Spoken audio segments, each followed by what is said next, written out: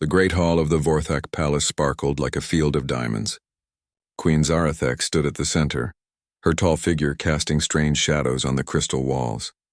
Her skin looked like polished silver, and her eyes glowed with a soft blue light. She was the most powerful ruler in the known galaxy, feared by enemies and respected by allies across 300 star systems. Today, she was getting married. The queen looked at the small group of humans standing near the entrance. They seemed so tiny compared to her people. Their skin was a strange pinkish color and their eyes were dull and dark. They wore simple black clothes that looked cheap next to the flowing robes of the Vorthak nobles. At the front of the human group stood Jake Morrison. He was her husband-to-be. The queen studied him carefully. He was not tall, maybe reaching her shoulder. His hair was brown and ordinary. His face showed no special marks of power or wisdom. He looked like any other human she had seen in the reports from their first contact missions. "My queen," whispered Lord Vextar, her chief advisor. His voice was like music in her mind, speaking through their psychic link. "Are you certain about this choice? The human appears so weak." Zarathek did not answer right away. She watched Jake Morrison as he looked around the great hall. Most aliens who came to her palace showed fear when they saw the floating crystal formations and the walls that seemed to bend space itself. They trembled when they felt the psychic energy that filled every corner of the building. But Jake Morrison just looked curious, like a child seeing something new and interesting. The marriage was not about love. It was about politics and peace. The humans had been spreading across the galaxy for only 50 years, but they were moving fast. Their ships were crude metal boxes powered by simple engines, but there were so many of them. Every month, more human colonies appeared in empty systems. Every year, their territory grew larger. The Vorthak Empire could destroy the humans easily. One psychic storm from the royal fleet would turn their primitive ships into space dust. But Queen Zarathek was smart. She knew that wars cost resources and time. It was better to make the humans into allies than enemies. A political marriage would create a bond between their peoples and prevent future conflicts. "Begin the ceremony," the queen commanded aloud. The great hall filled with music that seemed to come from the air itself. Vorthak nobles floated above the ground, their robes flowing like liquid light. Creatures from dozens of allied species had come to witness this historic moment. There were the snake-like Silthari with their jeweled scales, the gas beings from Nexus Prime who appeared as glowing clouds, and the crystal spiders of Talmor whose bodies reflected rainbow colors. Jake Morrison walked forward. He moved with steady steps, not floating like the aliens around him. His boots made small clicking sounds on the crystal floor. When he reached the center of the hall, he stopped and looked up at Queen Zarathek. "Your Majesty," he said, and bowed his head slightly. His voice was deep and calm. No fear, no nervousness. The queen found this strange. Even experienced diplomats from powerful species usually showed some anxiety when meeting her. Her psychic presence was so strong that it made most beings feel overwhelmed. The ceremony began with ancient Vorthak traditions. Floating crystals circled around the couple, each one singing with a different tone. The combined sound was supposed to create harmony between the two people getting married. Jake Morrison stood quietly as the crystals moved around him, their psychic energy washing over him like invisible waves. Lord Vextar stepped forward, holding the crown of union. This was a special device that would link the minds of the married couple, allowing them to share thoughts and emotions. It worked by connecting to the psychic centers in their brains. "The crown requires both partners to open their minds," Lord Vextar explained to Jake. "You must lower all mental barriers and allow the connection to form." Jake nodded. "I understand." The crown was placed on his head first. Lord Vextar activated it with a touch of psychic energy. The crown glowed brightly, sending tendrils of light toward Jake's temples. But nothing happened. The light touched his skin and simply faded away. "Strange," muttered Lord Vextar. He tried again, pouring more power into the crown. Still nothing. Queen Zarathek stepped closer. She could see the confusion on her advisor's face. "What is the problem?" "The human—" "He has no psychic presence at all. It is like trying to connect to empty space. The crown cannot find anything to link with." This created whispers throughout the Great Hall. Every known intelligent species had at least some psychic ability, even if it was very weak. But Jake Morrison seemed to have none at all. He was like a blank spot in the psychic realm. "Does this prevent the marriage?" Jake asked. Queen Zarathek thought for a moment. The crown of union was traditional but not required by law. No, we will continue without it. She took the crown from Jake's head and placed it on her own.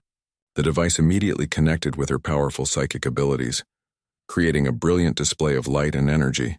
Then she removed it and handed it back to Lord Vextar. The rest of the ceremony proceeded normally. They exchanged vows of alliance between their peoples. Jake promised that Earth would respect Vorthak territory and trade agreements. Queen Zarathek promised that the Empire would protect human colonies from hostile forces. When it came time for the traditional test of strength, Jake surprised everyone again. The test involved lifting a ceremonial stone that weighed as much as a small vehicle. Most aliens used psychic enhancement to complete this task, channeling mental energy to boost their physical power. Jake walked up to the stone and simply picked it up. No psychic enhancement, no special technology, just his arms and back muscles. He held it steady for the required 10 seconds, then set it down gently. The hall fell completely silent. Even Queen Zarathek stared in amazement. The stone should have been impossible for someone without psychic abilities to lift. "How did you do that?" she asked. Jake shrugged. "Basic weight training. I work out every morning back on Earth. This is not much heavier than what I usually lift." The Queen realized she had no idea what humans were truly capable of. All the reports from first contact missions had focused on their technology and culture. No one had really studied their physical abilities. As the ceremony ended and the guests began to leave, Queen Zarathek found herself looking at her new husband with fresh eyes. Jake Morrison stood calmly beside her, accepting congratulations from alien nobles with polite smiles. He seemed completely comfortable in a room full of beings who could destroy planets with their minds. That night, as they walked through the palace gardens, the Queen asked Jake about his homeworld. "Earth is a nice place," he said simply. "Good weather most of the time. Lots of interesting animals and plants. The gravity is a bit strong and the air is pretty thick. But you get used to it." Queen Zarathek had read the scientific reports about Earth. The gravity was 3 times stronger than most habitable worlds. The atmosphere was so corrosive that Vorthak ships needed special shielding just to land there. But Jake Morrison spoke about it like any normal planet. She began to wonder what other surprises her new husband might be hiding. 3 months had passed since the wedding. Life in the royal palace had settled into a comfortable routine. Jake Morrison spent his days working as Earth's official ambassador to the Vorthak Empire. He held meetings with trade representatives, reviewed colony expansion requests, and helped solve small disputes between human settlers and alien neighbors. Queen Zarathek watched him work from her throne room through the palace's crystal viewing system. Jake sat at his desk in the ambassador's office reading reports on a simple tablet computer. His technology looked ancient compared to the floating holographic displays that her own people used. But he seemed to get his work done just as efficiently. The alien court still treated Jake like an interesting pet. Noble families would invite him to dinners just to stare at the strange human. They found it amusing that he could not read their thoughts or feel their emotional states. To them, Jake was like a person who was blind and deaf, stumbling through conversations without understanding the deeper layers of meaning. "The human ambassador is here for the evening meal," announced Lord Vextar as he entered the Queen's private chamber. "Good. Have you prepared the menu I requested?" "Yes, my queen. Though I must ask again why you want to serve such bland food. The spices you have removed are what make dining a pleasure." Queen Zarathek had been experimenting with Jake's diet. She noticed that he often left food on his plate during formal dinners. When she asked him about it, he politely explained that the palace cuisine was a bit too flavorful for human taste. This puzzled her, since Vorthak food was considered mild by galactic standards. Jake arrived at her private dining room wearing his usual simple clothes, a dark blue suit that looked plain but well-made. He bowed respectfully when he saw her, then took his seat at the crystal table. "The chef prepared something special for you tonight," the Queen said as floating servants brought the food. Jake looked at his plate with obvious relief. "This looks great. Thank you for thinking of my preferences." They ate in comfortable silence for a while. The Queen noticed that Jake actually seemed to enjoy this meal, finishing everything on his plate. She decided to test something that had been bothering her. "Jake, would you like some wine with dinner?" "That would be nice, thank you." A servant brought a bottle of Altarian crystal wine, one of the mildest alcoholic drinks in the galaxy. It was often served to children during celebrations because it was so weak. The Queen watched as Jake took a sip. His face immediately turned red and he started coughing. "Wow, that's strong," he said, setting the glass down quickly. Queen Zarathek stared at him. "Strong? That wine is barely alcoholic. We give it to our younglings. Really? It tastes like pure alcohol to me. Maybe human taste buds are different." The Queen made a mental note to research this later. If something that weak affected Jake so strongly, what did that say about human biology? Their quiet dinner was interrupted by a loud commotion from the main hall. Shouting voices and heavy footsteps echoed through the palace corridors. Lord Vextar rushed into the room, his silver face showing worry. "My Queen, Ambassador Kethvar of the Skriel Confederacy, has arrived unexpectedly. He demands an immediate audience." Queen Zarathek sighed. The Skriel were a militant species from the Outer Rim territories. They were known for being aggressive and rude, but their military strength made them valuable allies. Ambassador Kethvar was particularly unpleasant even by Skriel standards. "Very well. I will meet with him in the throne room. Should I return to my quarters?" Jake asked. "No. You are my husband and Earth's representative. You should be present for all diplomatic meetings." They made their way to the grand throne room, where Ambassador Kethvar was waiting. He was a massive creature, nearly 8 feet tall, with thick armor-like skin and forearms ending in sharp claws. His species looked like a cross between a rhinoceros and a giant insect. "Queen Zarathek," he rumbled in his deep voice, "I bring greetings from the Skriel High Command. Welcome to my palace, Ambassador. What brings you here so urgently?" Kethvar's small eyes fixed on Jake Morrison, who was standing quietly beside the Queen's throne. "I see the rumors are true. You have taken a human as your mate. How interesting." The Queen felt her psychic aura flare with irritation, but she kept her voice calm. "My marriage arrangements are not your concern, Ambassador." "Of course not. But I'm curious about this human. Our scientists have studied their species. They are remarkably weak, even by the standards of non-psychic races. Their bones are fragile, their muscles are underdeveloped, and their reflexes are slow." Jake said nothing, but the Queen noticed his posture shift slightly. He was still relaxed, but there was something different in the way he stood. "The humans compensate for their physical weakness with crude technology," Kethvar continued. "But what happens when that technology fails? How do they survive?" "The same way any species survives," Queen Zarathek replied. "Through intelligence and cooperation." Ambassador Kethvar laughed, a sound like grinding metal. "Intelligence? Cooperation? These are luxuries for species that do not face real danger. The Skriel understand that only strength matters in the end." He turned to face Jake directly. "Human, I challenge you to prove your worth. The Skriel have traditional tests of strength and endurance. If you pass them, I will respect your position here. If you fail, you will be revealed as the weak creature that you are." The throne room fell silent. Every alien present understood that this was more than just a personal insult. The Skriel were testing whether humanity deserved to be treated as an equal species, or as primitives to be protected and controlled.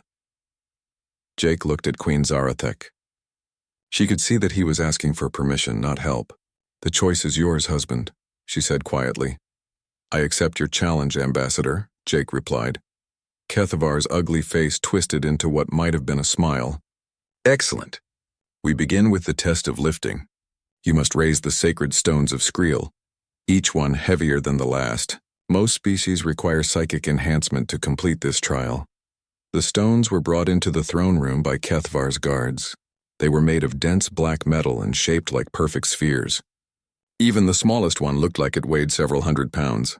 "The first stone," announced Kethvar. "Weight equivalent to 500 of your Earth pounds." Jake walked over to the stone and examined it briefly. Then he bent down, wrapped his arms around it, and straightened up. The stone rose smoothly off the ground. He held it at chest level for a moment, then set it down gently. A murmur ran through the crowd of watching aliens. Most of them had expected the human to fail immediately. The second stone, 1,000 pounds. Again, Jake lifted the stone without apparent difficulty. His face showed concentration but no strain. The third stone, 1,500 pounds. This time Jake had to adjust his grip and take a deep breath before lifting. But he still managed to raise the stone and hold it steady. Ambassador Kethvar's confident expression was starting to fade. The fourth stone, 2,000 pounds. Jake approached this stone more carefully. He studied its shape and surface, looking for the best handholds. When he lifted it, his muscles tensed visibly and sweat appeared on his forehead. But he still completed the task. How is this possible? Kethavar demanded. No non-psychic being should be able to lift that weight.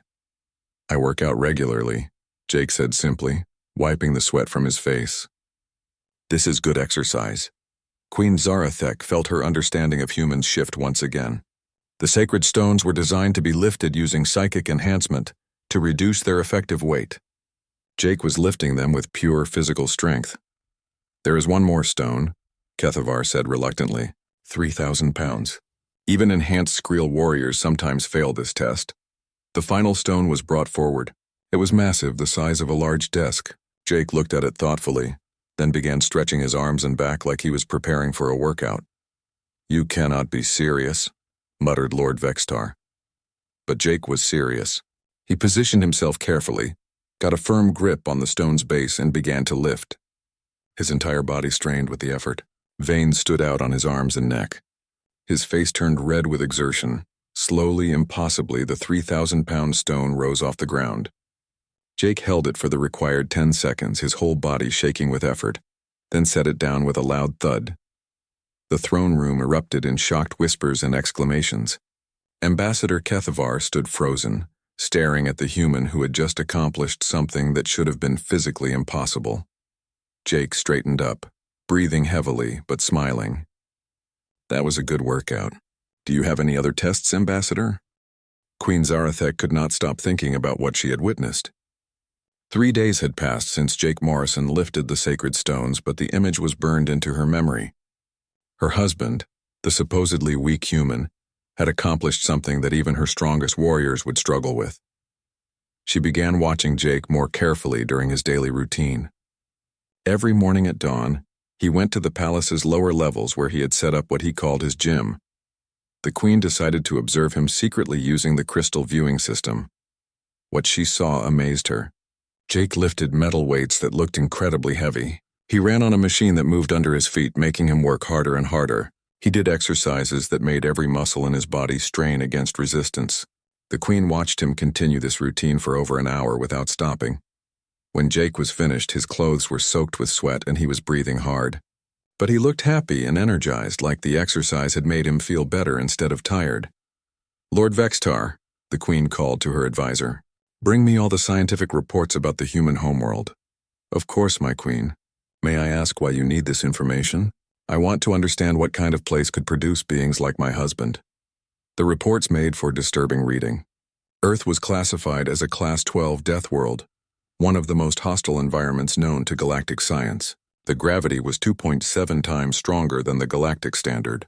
The atmosphere was so reactive that it corroded most alien materials within days. The weather included violent storms that could destroy entire cities.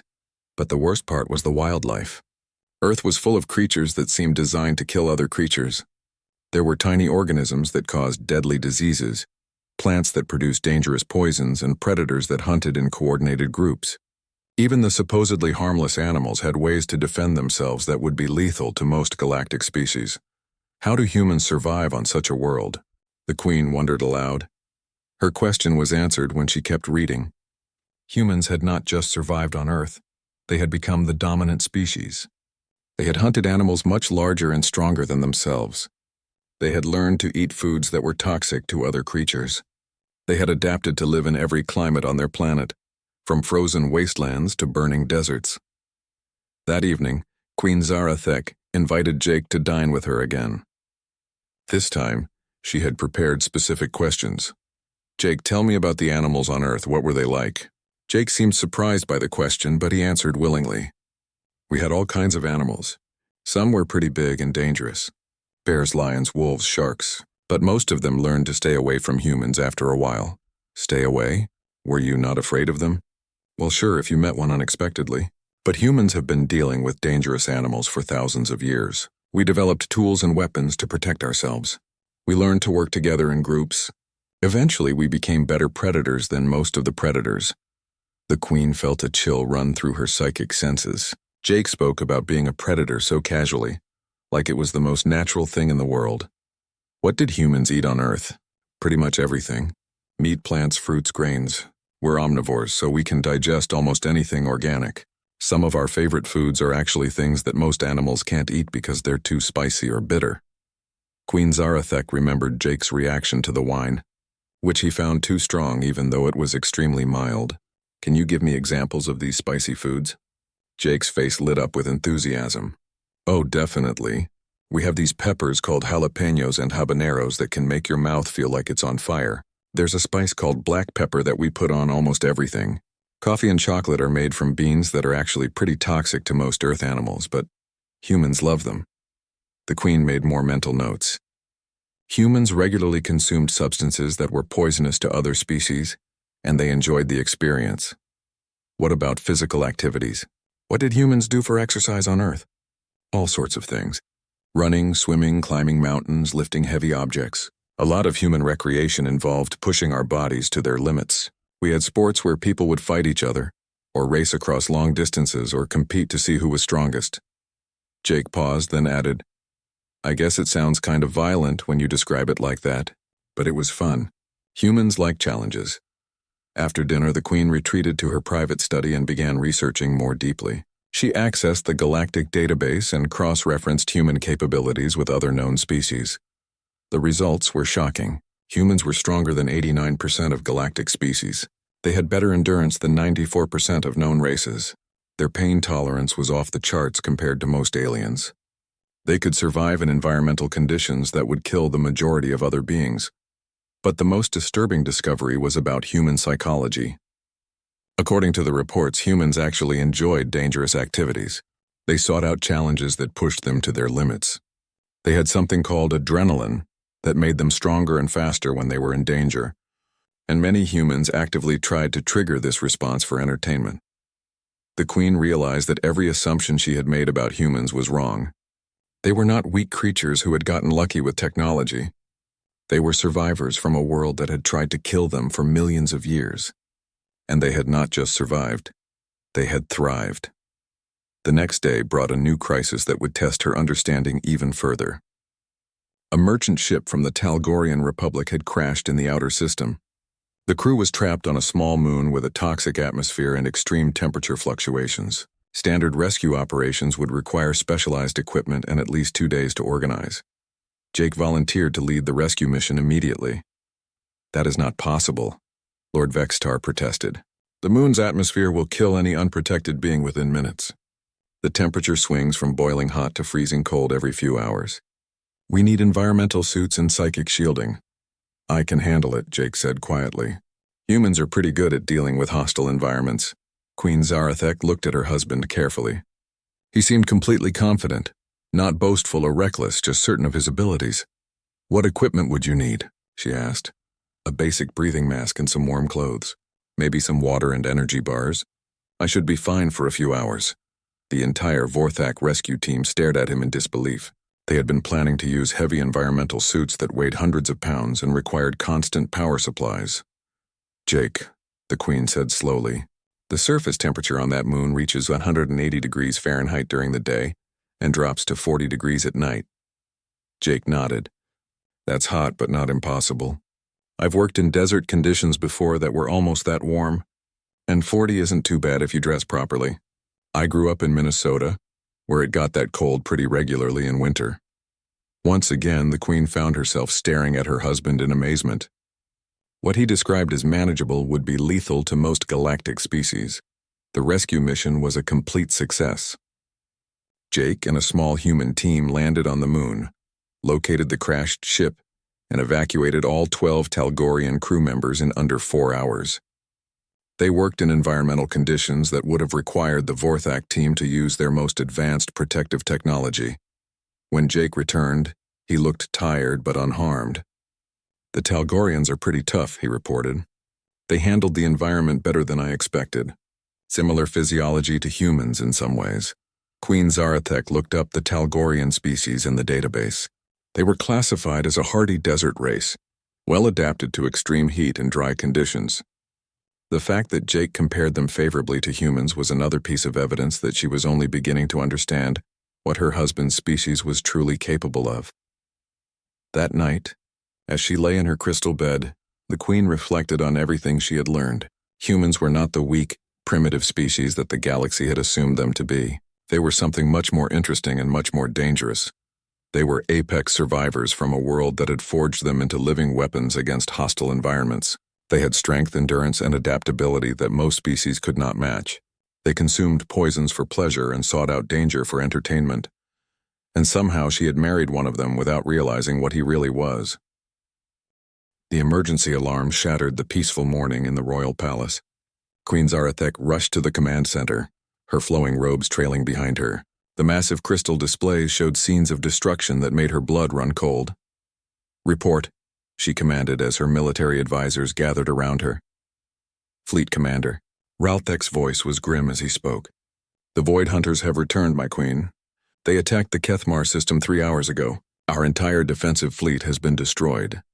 Queen Zarathek stared at the images on the screen. Floating in space were the twisted remains of Vorthak warships, their beautiful crystal hulls shattered and dark.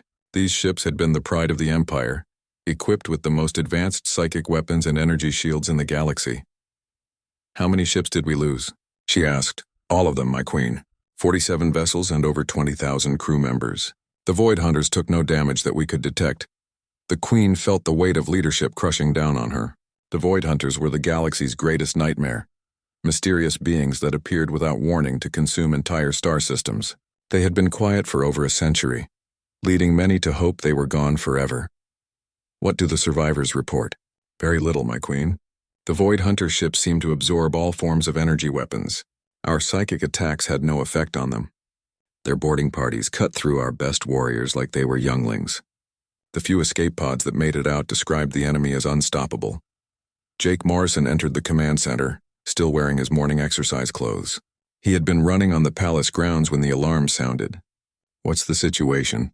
he asked. Queen Zarathek quickly explained the attack. Jake listened carefully, his face growing more serious with each detail. "Have you contacted Earth's fleet?" he asked. Fleet Commander Ralthek made a dismissive sound. "The human ships are in the outer territories.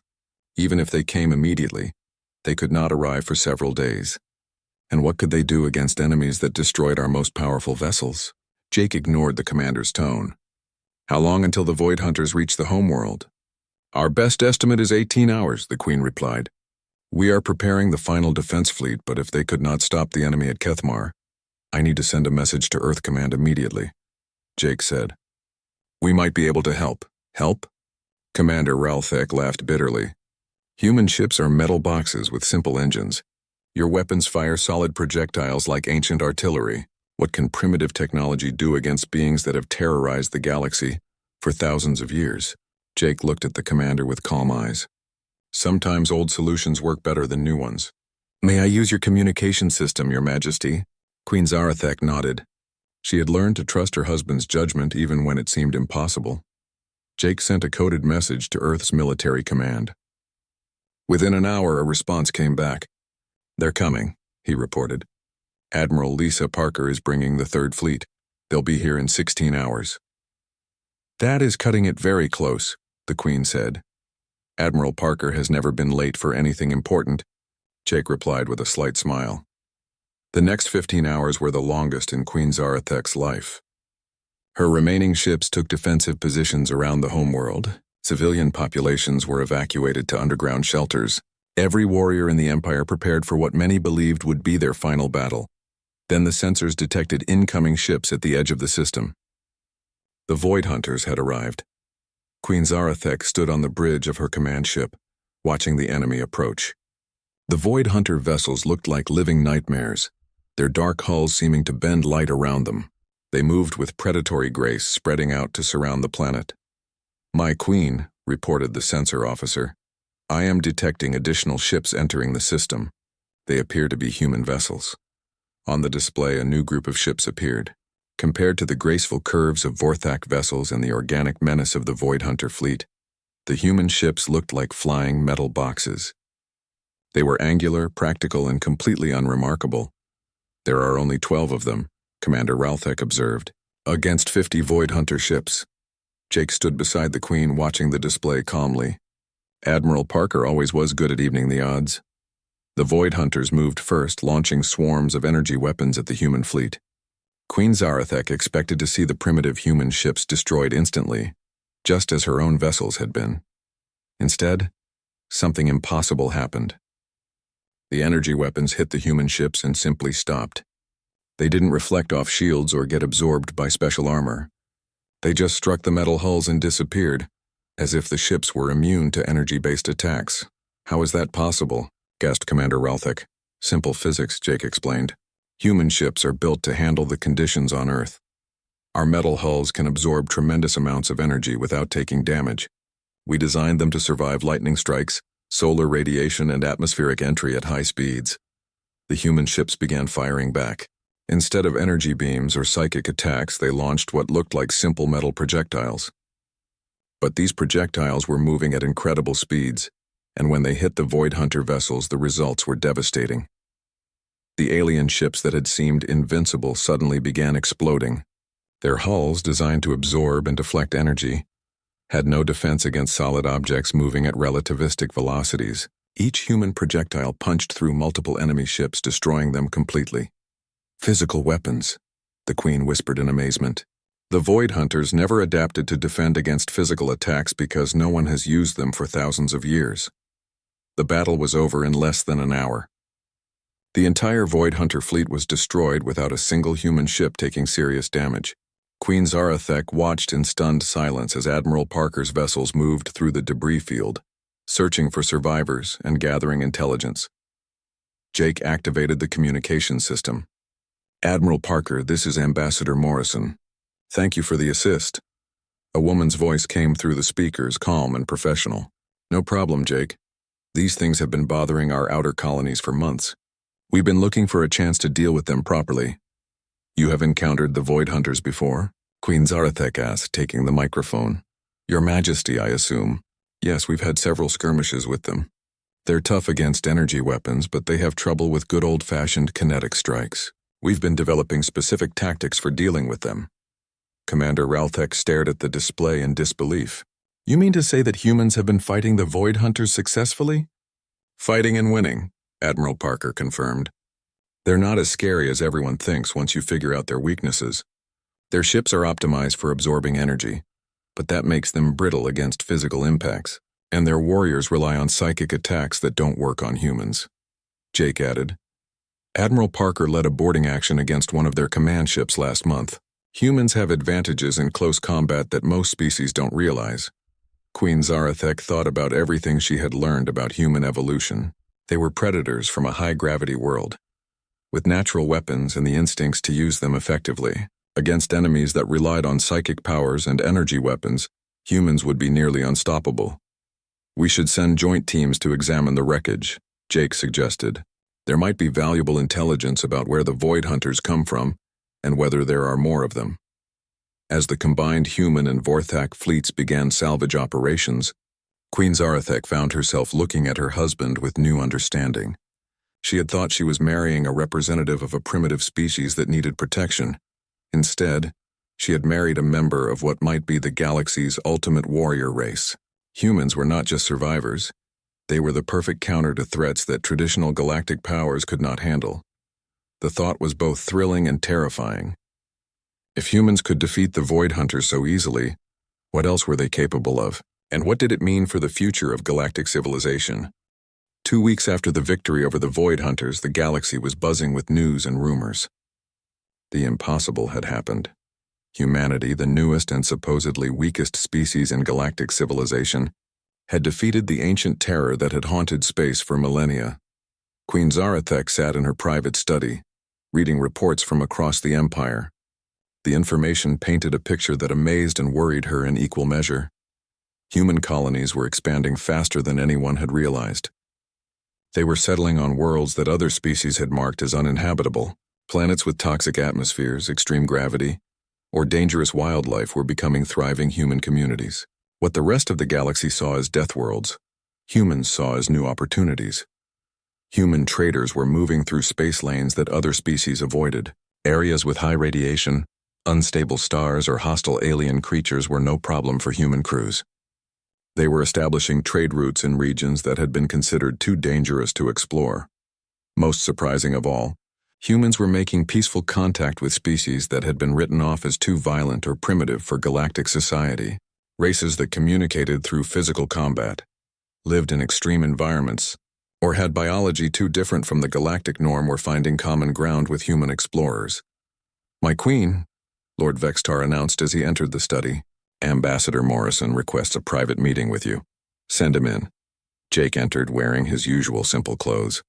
But Queen Zarathek noticed something different about the way her court looked at him now. The amused tolerance was gone, replaced by respectful wariness. Word had spread about what human ships could do in battle. "I wanted to discuss the future of human-Vorthak relations," Jake said, taking a seat across from her desk. "Earth Command is interested in expanding our alliance." "What kind of expansion?" the Queen asked. "Joint exploration missions, shared technology development, coordinated defense agreements. We think our species complement each other well.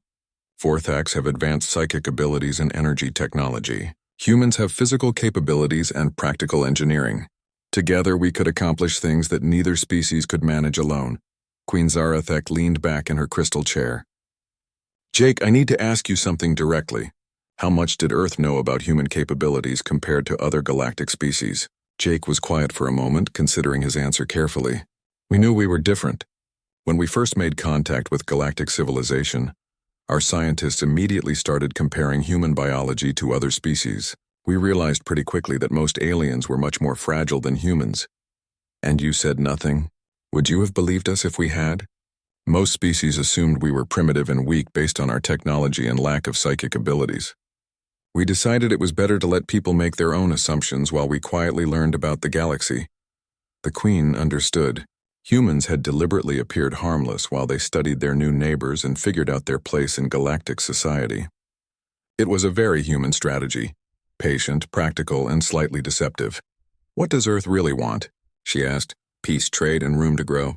We're not interested in conquering anyone or building an empire, but we do want to be treated as equals, not as primitives who got lucky with technology." Jake stood up and walked to the window that looked out over the palace gardens. "Humans have been dealing with dangerous situations for our entire evolutionary history. We're good at surviving, adapting, and solving problems. We want to use those skills to help make the galaxy a safer, better place." Queen Zarathek joined him at the window. In the gardens below, she could see Jake's small vegetable patch where he grew earth plants. The soil he used would poison most aliens, but his tomatoes and peppers were thriving in conditions that her own gardeners found dangerous to approach. "I have been thinking about our marriage," she said quietly. "When we were first wed, I thought I was accepting a political arrangement with the inferior species. I believed I was showing mercy to primitives who needed protection." Jake nodded. "I know, most galactic leaders felt the same way. But now I understand the truth. I did not marry beneath my station. I married a member of what may be the most dangerous species in the galaxy. Humans are not weak creatures who need protection. You are apex predators who have been pretending to be harmless." Jake smiled at that. "We're not pretending to be anything. We really do want peace and cooperation. But you're right that we're not helpless. Earth is a tough place, and tough places produce tough people. What happens now, when the galaxy realizes what humans are truly capable of? That depends on how everyone reacts. Some species will be afraid and try to limit human expansion. Others will want to form alliances for mutual benefit. A few might even try to test themselves against us." Jake turned to face her directly. "But I can promise you this.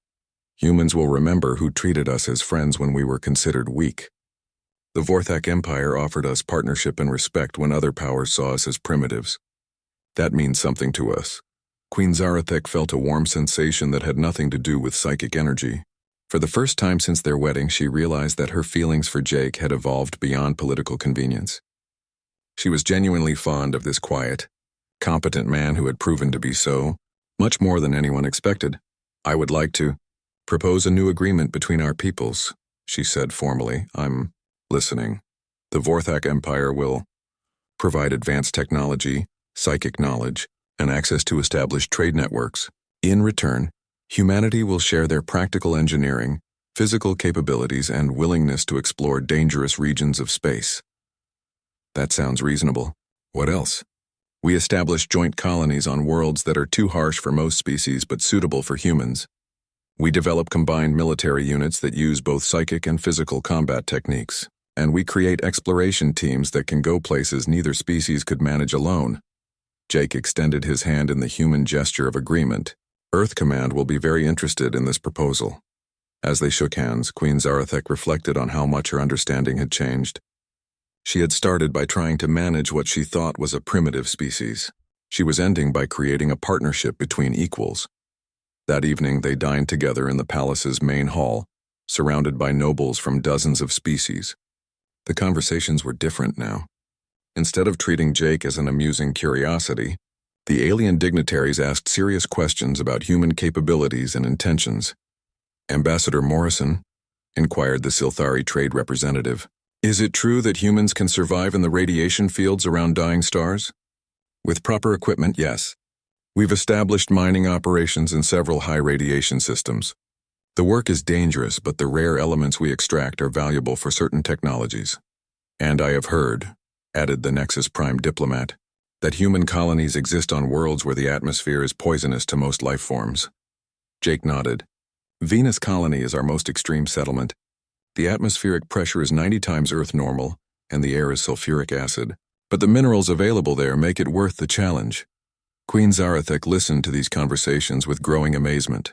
Every answer revealed new aspects of human adaptability and determination. Her husband's species was not just surviving in the galaxy. They were thriving in places that other species could not even visit safely. As the evening ended and the guests departed, Jake and the Queen walked through the palace gardens. The alien plants glowed softly in the light of the twin moons, creating patterns of color that shifted and changed with the night breeze. Are you worried about the future? Jake asked. No, the Queen replied, and realized she meant it. For the first time since the Void Hunters returned, I feel optimistic about what lies ahead. The galaxy is a dangerous place, but it feels less dangerous knowing that humans are out there dealing with the worst of it.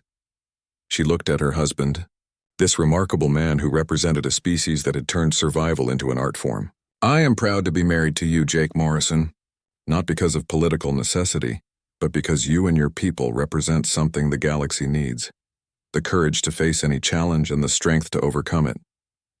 Jake smiled in the moonlight. The feeling is mutual, Your Majesty. Humans have a lot to learn about advanced technology and psychic abilities. Having the Vorthak Empire as partners and teachers will help us become better than we could be alone. As they walked back toward the palace, Queen Zarathek thought about the future they were building together. A galaxy where the ancient Vorthak wisdom combined with human determination, where energy technology worked alongside physical engineering, where psychic abilities complemented natural strength. It would be a stronger galaxy, better able to face whatever threats might emerge from the unknown regions of space. And at the center of it all would be the most unlikely partnership of all, an alien queen and a human ambassador who had found in each other exactly what their peoples needed. The Queen smiled as she realized the final truth about her marriage. She had not just married a human, she had married the future.